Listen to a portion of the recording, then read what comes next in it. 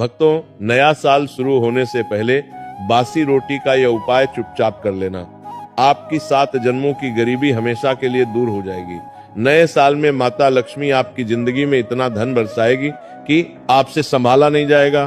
जिंदगी के सारे दुख दूर हो जाएंगे। मनचाही शादी करनी है तो वो भी हो जाएगी। गंभीर से गंभीर बीमारियों से मुक्ति मिल जाएगी। परिवार में सुख शांति आएगी। प्यारे साथियों, बासी रोटी का यह उपाय आपकी जिंदगी को पूरी तरह से बदल देगा और आने वाले नए साल में आपकी जिंदगी स्वर्ग से भी बेहतरीन बन जाएगी। मुझे पता है आप अपने जीवन में बहुत दुख झेल रहे हो, बहुत परेशानी आपने इस साल सही है, लेकिन भक्तों, नया साल बस कुछ ही दिनों में शुरू हो रहा है और अगर आप अभी ये बासी रोटी का उपाय कर लेंगे तो आपके घर में माता लक्ष्मी दौड़ी चली आएगी और हमेशा हमेशा के लिए रहने लगेगी। आप जहां काम करेंगे, जिस चीज को हाथ में लेंगे, वहां से धन दौलत आपको मिलने लगेगा और इतना पैसा आएगा कि आप भी सोचोगे कि मैं इसे कहां कहां रखूं।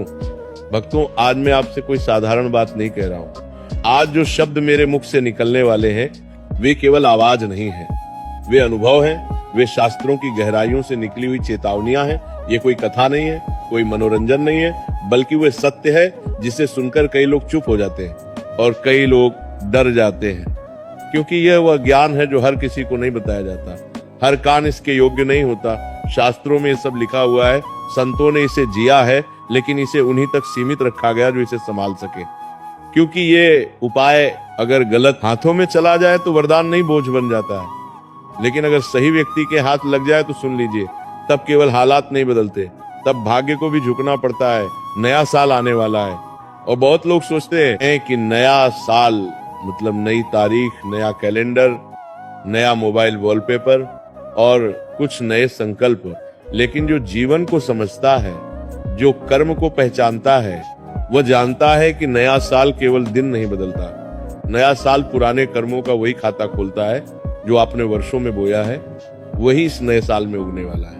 कुछ लोगों के लिए नया साल अवसर बनकर आता है और कुछ के लिए चेतावनी बनकर। इसलिए अगर हर साल नया साल आता है और आपकी हालत वही की वही रहती है तो दोष समय का नहीं है, दोष किस्मत का भी नहीं है, दोष आपके कर्मों का है। अगर आपके जीवन में गरीबी पीछा नहीं छोड़ रही, चाहे आप कितना भी मेहनत कर ले, चाहे दिन रात खप जाए, फिर भी पैसा हाथ में टिकता नहीं, अगर कर्ज उतरने का नाम नहीं ले रहा, एक जाता है तो दूसरा सिर पर बैठ जाता है, अगर विवाह की बात बनते बनते टूट जाती है, रिश्ते आते हैं लेकिन टिकते नहीं, बार बार अपमान और निराशा हाथ लगती है, अगर शत्रु बिना कारण नुकसान पहुंचा रहे हैं, बदनामी हो रही है, झूठे आरोप लग रहे हैं और आप समझ ही नहीं पा रहे कि किसका दोष है, या फिर शरीर दवा खाकर भी ठीक नहीं हो रहा, इलाज चलता है लेकिन राहत नहीं मिलती, मन भारी रहता है, नींद नहीं आती, तो उस समय अपने भाग्य को मत कोसिए। उस समय समझ लीजिए कि दोष भाग्य का नहीं है, दोष आपके कर्मों का है। और कर्म सुधारने का सबसे सरल मार्ग कोई कठिन तपस्या नहीं है, कोई महंगा यज्ञ नहीं है, कोई दिखावटी पूजा नहीं। कर्म सुधारने का सबसे पहला और सबसे मूल रास्ता है अन्न का सम्मान। शास्त्र कहते हैं कि जिस व्यक्ति ने अन्न को समझ लिया उसने जीवन को समझ लिया, और जिसने अन्न का अपमान किया उसने अनजाने में अपने भाग्य का अपमान कर दिया। बासी रोटी इस शब्द को सुनते ही बहुत लोगों के मन में घृणा आती है। लोग इसे तुच्छ समझते हैं, बेकार समझते हैं, फेंक देने योग्य समझते हैं, लेकिन ध्यान से सुनने, बासी रोटी तुच्छ नहीं है, बासी रोटी तपस्या है, ये अन्न की परीक्षा है। ताजा भोजन तो हर कोई सम्मान कर लेता है, लेकिन बासी अन्न का सम्मान वही करता है जिसके भीतर संस्कार जीवित होते हैं। शास्त्रों में साफ लिखा है कि जिस घर में बासी अन्न का अपमान होता है उस घर में लक्ष्मी प्रवेश तो कर सकती है लेकिन टिकती नहीं, वो आती है, देखती है और चुपचाप लौट जाती है। और इसके उलट जिस घर में बासी अन्न का सदुपयोग होता है, जहाँ रोटी को केवल पेट भरने की चीज नहीं बल्कि ईश्वर का प्रसाद माना जाता है, वहाँ दरिद्रता डर कर भागती है, वहाँ गरीबी टिक नहीं पाती, वहाँ कर्ज जड़ नहीं पकड़ पाता, वहाँ दुर्भाग्य ठहर नहीं पाता, क्योंकि अन्न के साथ जुड़ी हुई ऊर्जा सीधी कर्म फलदाता तक जाती है। लेकिन ध्यान रखिए, ये कोई हल्का उपाय नहीं है, ये कोई खेल नहीं है, इसलिए इसे करने से पहले कुछ कठोर नियम है जिन्हें तोड़ दिया तो उपाय निष्फल ही नहीं होगा, उल्टा प्रभाव भी दिखा सकता है। पहला नियम, ये उपाय गुप्त रहेगा, जिस दिन आपने किसी को बता दिया उसी दिन इसका प्रभाव टूटने लगता है। दूसरा, इसे हंसी मजाक में नहीं करेंगे क्योंकि कर्म मजाक नहीं समझता। तीसरा, मोबाइल हाथ में लेकर वीडियो देखते हुए, बातें करते हुए ये उपाय नहीं होगा। चौथा, इसे करते समय मन में जरा सा भी संशय आया कि पता नहीं होगा या नहीं, तो उसी क्षण उपाय की शक्ति समाप्त हो जाती है। और पांचवा नियम, यह उपाय वही करें जो सच में परेशान है, दिखावे के लिए नहीं। याद रखिए, ईश्वर शब्द नहीं देखता, भावना देखता है। कर्म दिखावा नहीं समझता, नियत समझता है। और अन्न कभी झूठ स्वीकार नहीं करता। भाई और बहनों, अब मैं जिस विषय पर बोलने जा रहा हूँ वह केवल धन का नहीं है, यह केवल उधार का नहीं है। ये उस पीड़ा का विषय है जिसे वही समझ सकता है जिसने कर्ज का बोझ अपने सीने पर रखा हो। कर्ज केवल जेब को खाली नहीं करता, कर्ज इंसान की आत्मा को भी तोड़ देता है। कर्ज वाला आदमी दिन में हंसता है लेकिन रात को जागता है। उसके घर में सब कुछ होता है फिर भी शांति नहीं होती। और सबसे बड़ी पीड़ा ये होती है कि वह चाहे कितना भी मेहनत कर ले, पैसा आता है और फिसल जाता है जैसे हाथ में रेत। शास्त्र कहते हैं कर्ज केवल आर्थिक समस्या नहीं है, यह पूर्व जन्मों के कर्मों का बंधन होता है। इसीलिए कई बार ऐसा होता है कि आदमी ईमानदार होता है, मेहनती होता है, फिर भी कर्ज उतरता नहीं, क्योंकि वहां हिसाब इस जन्म का नहीं चल रहा होता। वहां पुराने कर्म अपना हिस्सा मांग रहे होते हैं। और जब तक कर्म से कर्म नहीं काटा जाता तब तक पैसा काटने से कुछ नहीं होता। अब ध्यान से सुनिए, कर्ज से मुक्ति का यह उपाय कोई जादू नहीं है, ये कर्म का संतुलन है। इसमें ना तंत्र है, ना दिखावा है, ना ऊंची आवाज में मंत्र है। ये उपाय चुप्पी से किया जाता है, क्योंकि कर्ज की जड़ भी चुपचाप ही घर में बैठी होती है। ये उपाय शनिवार की सुबह किया जाता है। शनिवार कर्म फलदाता का दिन। उसी दिन जब इंसान अपने कर्म को स्वीकार करता है तभी शनि कृपा करते हैं। सुबह सूरज निकलने से पहले उठना है। उस समय वातावरण शुद्ध होता है और मन अब भी संसार के बोध से भरा नहीं होता। अब एक बासी रोटी लीजिए, ध्यान रखिए, वही रोटी जो रात की बची हुई हो, वही रोटी जिसमें आपके घर की ऊर्जा बसी हो। बाजार की रोटी नहीं, होटल की रोटी नहीं, अपने घर की। अब उस बासी रोटी पर काले तिल रखिए। काले तिल कोई सामान्य दाना नहीं है। शास्त्रों में काले तिल को कर्ज का भक्षक कहा गया है। काले तिल कर्मों का भार अपने ऊपर ले लेते हैं। इसलिए हर पितृ कर्म, हर शनि दोष, हर कर्ज मुक्ति में काले तिल का प्रयोग होता है। ये केवल प्रतीक नहीं है, ये ऊर्जा का माध्यम है।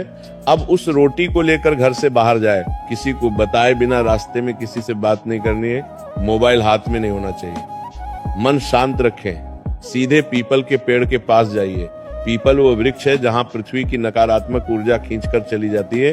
पीपल के नीचे बैठा हुआ कर्म कभी खाली नहीं जाता। पीपल के नीचे उस बासी रोटी को रख दीजिए।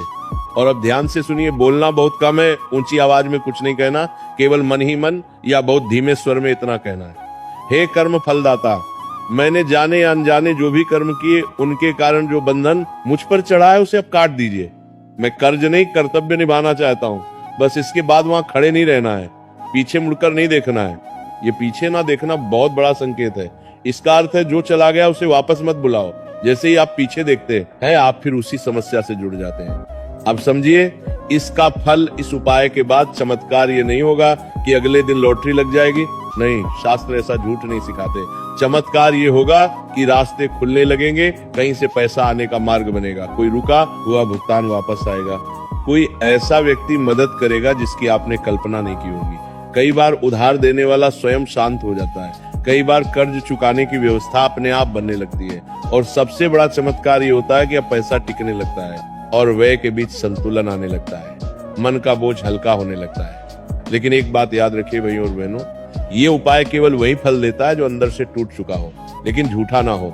जो कर्ज लेकर ऐश करता है उसके लिए ये उपाय नहीं है। जो मेहनत से भागता है उसके लिए ये उपाय नहीं है। ये उपाय उसके लिए है जो कर्ज से शर्मिंदा है, जो रात को ईश्वर से रोता है और जो सच में मुक्त होना चाहता है। शनि देव दंड नहीं देते हुए सुधार अवसर देते हैं। और जब इंसान झुकता है तभी शनि पिघलते हैं। अगर ये उपाय श्रद्धा से किया गया तो कर्ज का पहाड़ भी रेत की तरह ढाने लगता है। अब मैं जिस विषय पर बोलने जा रहा हूँ वह धन से भी अधिक संवेदनशील है, क्योंकि धन चला जाए तो वापस आ सकता है, लेकिन जब जीवन में विवाह का समय निकलता चला जाता है तो मन के भीतर एक खालीपन बस जाता है। हर घर में ये पीड़ा दिखती नहीं, लेकिन भीतर ही भीतर जलाती रहती है। माँ बाप की आंखें रास्ता देखती हैं, रिश्तेदार सवाल पूछते हैं, समाज ताने देता है और व्यक्ति स्वयं को दोषी मानने लगता है।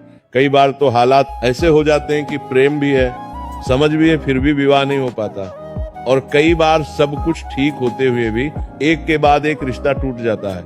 शास्त्र कहते हैं विवाह का रुकना कोई साधारण बात नहीं है। ये केवल उम्र का विषय नहीं है, ये कर्म और ग्रहों का संकेत होता है। जब पिछले जन्मों के वचन अधूरे रह जाते हैं, जब किसी का हृदय अनजाने में दुखाया जाता है, या जब परिवार की स्त्री पुरुष ऊर्जा में असंतुलन आ जाता है, तब विवाह योग बंध जाता है।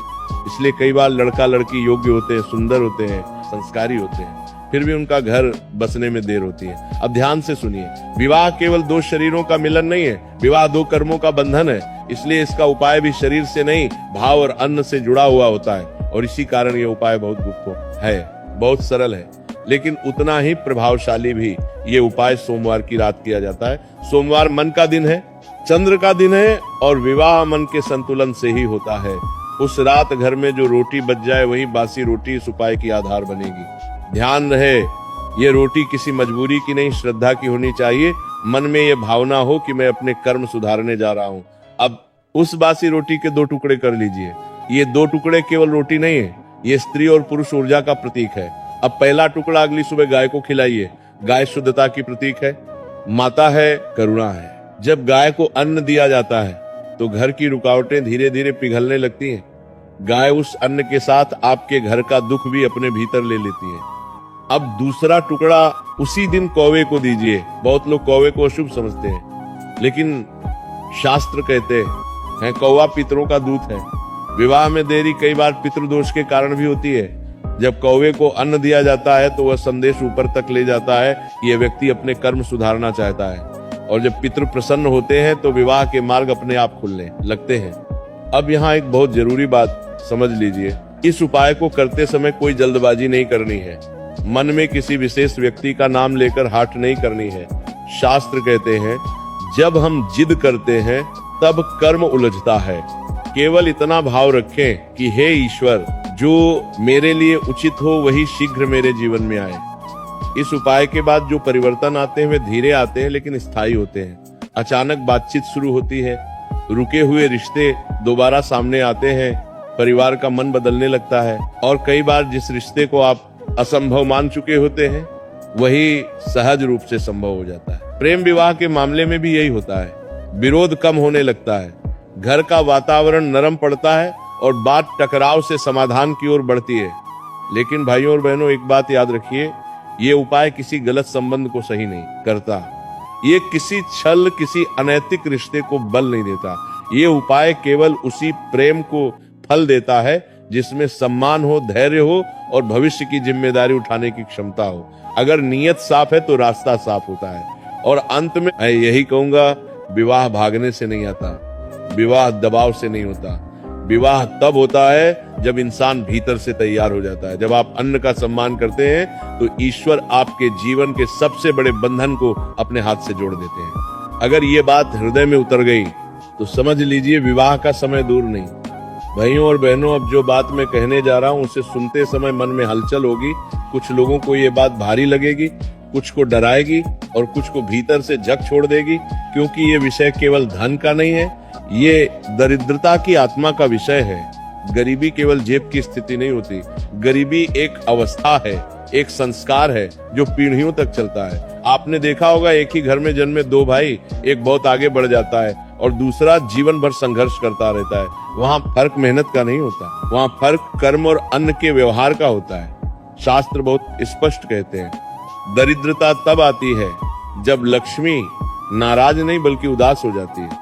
और लक्ष्मी तब उदास होती है जब घर में अन्न का अपमान होता है, श्रम का अपमान होता है और जो मिला है उसके लिए कृतज्ञता नहीं होती। बहुत लोग कहते हैं हम तो ईमानदार हैं फिर भी गरीब हैं, लेकिन शास्त्र कहते हैं ईमानदारी पर्याप्त नहीं होती, संस्कार भी चाहिए और संस्कार का पहला संकेत है अन्न के प्रतिभाव। अब ध्यान से सुनिए, बासी रोटी कोई साधारण चीज नहीं है, ये उस अन्न का अंतिम रूप है जिसने आपको जीवित रखा, ताकत दी और अब भी आपके घर में पड़ा है। ये अन्न की अंतिम परीक्षा है। ताजा भोजन का सम्मान तो हर कोई करता है, लेकिन बासी रोटी का सम्मान वही करता है जिसके भीतर लक्ष्मी को रोकने की पात्रता होती है। इसलिए संत कहते हैं बासी रोटी को फेंकने वाला व्यक्ति अनजाने में अपने भाग्य को फेंक देता है। अब इस उपाय को समझिए, लेकिन शब्दों से नहीं, भाव से समझिए। ये उपाय धन बुलाने का नहीं है, ये उपाय गरीबी को विदा करने का है, क्योंकि जब तक गरीबी जाती नहीं तब तक धन आता भी है तो ठहरता नहीं। ये उपाय गुरुवार या शनिवार की रात किया जाता है। ये रात इसीलिए चुनी जाती है क्योंकि रात मन की सच्चाई बाहर लाती है। दिन में इंसान झूठ बोल लेता है लेकिन रात में उसका मन स्वयं से झूठ नहीं बोल पाता। उस रात घर में जो रोटी बच जाए वही बासी रोटी साधना का आधार बनेगी। ध्यान रखिए, इस रोटी को बोझ मत समझिए, इसे ऐसे देखिए जैसे ये आपके जीवन का संदेशवाहक हो। अब उस रोटी पर थोड़ा सा गुड़ रखिए। गुड़ केवल मिठास नहीं है, ये जीवन की कटुता को स्वीकार करने का प्रतीक है। ये संकेत है कि आप जीवन में आई कठिनाइयों को भी स्वीकार करते हैं और उनसे भागना नहीं चाहते। उसके बाद उस रोटी पर चावल के कुछ दाने रखिए। चावल पूर्णता और निरंतरता का संकेत है। यह दर्शाता है कि आप आधे रास्ते से लौटने वाले नहीं हैं। अब इस रोटी को हाथ में लेकर कुछ क्षण रुक जाइए, आंखें बंद करिए और अपने जीवन को याद कीजिए। कहां कहां पैसा आया और कहां कहां बह गया, कहां मेहनत की और कहां परिणाम नहीं मिला। और फिर मन ही मन यह स्वीकार कीजिए कि कहीं ना कहीं मुझसे भी भूल हुई है। यही स्वीकार इस उपाय की आत्मा है। अब सूर्योदय से पहले घर से बाहर निकल जाइए, किसी को बताए बिना। यह गुप्तता इसलिए आवश्यक है क्योंकि लक्ष्मी दिखावे से नहीं आती। रास्ते में किसी से बात नहीं करनी है, मोबाइल नहीं देखना है। मन को शांत रखते हुए ऐसे चलिए जैसे आप कोई भारी बोझ उतारने जा रहे हो। अब किसी ऐसे स्थान पर जाइए जहां गाय का आना जाना होता हो। गाय इस धरती पर चलती हुई करुणा है। जब आप गाय के मार्ग पर अन्न रखते हैं तो वह अन्न केवल गाय तक नहीं जाता, वह आपके कर्मों की सूचना ऊपर तक पहुंचाता है। उस स्थान पर बासी रोटी रख दीजिए। गाय दिखे तो उसे स्वयं खिला दीजिए और अगर ना दिखे तो भी चिंता मत करिए, नियत पहुंच चुकी होती है। अब बहुत धीमे स्वर में या केवल मन में इतना कहिए, हे अन्नपूर्णा माता, मैंने कभी जानकर कभी अनजाने में अन्न, श्रम और समय का अपमान किया। आज मैं वो बोझ आपको सौंपता हूँ। मेरे जीवन से अभाव का संस्कार निकाल दीजिए और मुझे धन नहीं धन के योग्य बना दीजिए। इसके बाद वहां रुकना नहीं है, पीछे मुड़कर नहीं देखना है। ये पीछे ना देखना बहुत गहरा संकेत है। इसका अर्थ है अब आप पुराने अभाव को दोबारा देखने नहीं जा रहे। अब समझिए इसका प्रभाव। ये उपाय आपको अचानक अमीर नहीं बना देगा, लेकिन ये आपको गरीब रहना असंभव बना देगा। धीरे धीरे ऐसे अवसर आने लगेंगे जिन पर आपने पहले ध्यान नहीं दिया था। खर्चों में अपने आप संयम आएगा, हाथ में आया पैसा रुकने लगेगा और सबसे बड़ा परिवर्तन ये होगा कि आपके मन से डर निकलने लगेगा, क्योंकि दरिद्रता पहले मन में रहती है फिर जेब में उतरती है। लेकिन भाइयों और बहनों, एक अंतिम सत्य समझ लीजिए, ये उपाय उस व्यक्ति के लिए नहीं है जो बिना मेहनत के धन चाहता है। ये उपाय उस व्यक्ति के लिए नहीं है जो दूसरों को ठग कर आगे बढ़ना चाहता है। ये उपाय उस व्यक्ति के लिए है जो मेहनत करता है लेकिन भीतर से टूट चुका है। लक्ष्मी माँ रास्ता नहीं खोजती, वे पात्र खोजती हैं और जब पात्र तैयार हो जाता है तो धन को आने से कोई नहीं रोक सकता। जिस दिन आपने रोटी को बोझ नहीं वरदान समझ लिया, उसी दिन से गरीबी ने आपके जीवन में अपना स्थान खो दिया। अगर ये बात आपके भीतर उतर गई तो समझ लीजिए सेठ अब अभाव नहीं, अब अपारता की बारी है। भाइयों